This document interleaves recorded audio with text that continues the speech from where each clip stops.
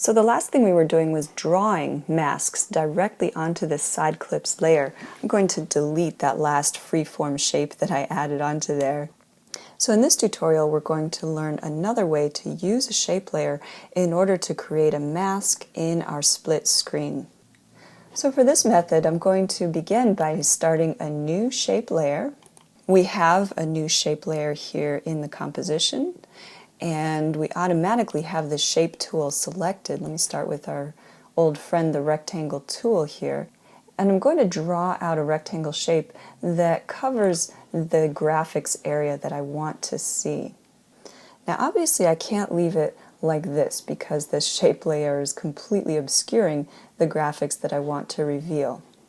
So for this method I will need to see this column called Track Matte. Remember that if your composition window looks like this, you can switch that with the toggle switches. I'm going to come to the layer that I want to reveal, so the side clips layer. I will select the Track Matte as Alpha Matte Shape Layer 1. So now I am revealing everything in the side clips layer that falls inside of this shape. If you're familiar with Photoshop or Adobe Illustrator, other graphics kind of programs, it's really similar to the way that they use clipping masks, for example. So we dictate the shape that we want to see and then specify that that shape will reveal whatever is directly underneath it. Notice that the hierarchy here is going to be really important. The track matte must be directly above the layer that we want it to reveal. If we were to reorder these layers, for example, it breaks that link between the two layers. So the shape layer that we're using as the track matte really must be directly on top of the layer that we want to reveal. Now another fun thing is that we're absolutely not restricted to using this rectangle shape as our track matte. Let me delete that. I'm going to start over, new layer. As soon as I created this new shape layer, you'll notice that the side clips layer completely disappeared. It is still set to have an alpha layer. So as soon as a new layer appears on top of it, we will only see what's drawn onto this shape layer.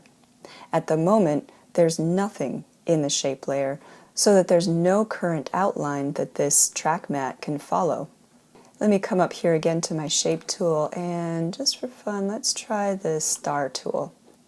As I draw out my star shape, you'll see that now it is revealing the side clips layer only underneath where that star shape is. Let me move that star shape around and it will be revealing different parts of my graphics below it. As we scroll through this timeline, it'll be kind of fun to see what's revealed only underneath that star shape. So if you remember from our lesson about shapes, we have a contents window here, and right now this polystar is the only thing in the contents. So instead of recreating a new shape layer every time that I'm changing this mask, I could also come directly here to the contents. I could delete the polystar here. So shape layer 1 still exists.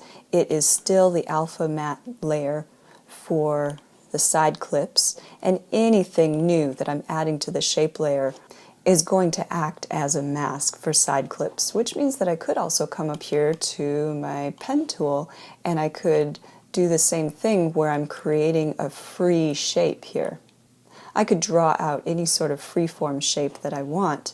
It will appear in the contents of my shape layer and it will act as the mask for the layer below it.